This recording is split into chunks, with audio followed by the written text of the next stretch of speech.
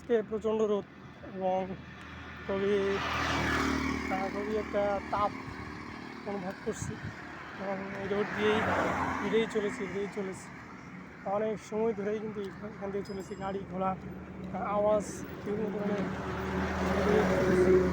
এটা সব মিলে কিন্তু অনেকটা ভালো যে বাংলাদেশে এতটা উন্নত, বাংলাদেশকে এতটা সুন্দরভাবে দেখা যায়, বাংলাদেশকে এতটা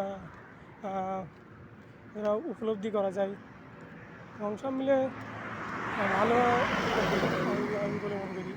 এবং এখানে আসলেই দেখা যায় যে আপনি কতটা সুন্দর জায়গায় আসছেন এবং জীবনটাকে কতটা উপভোগ করছেন। এসব জায়গা আসলে কিন্তু বোঝা যায়।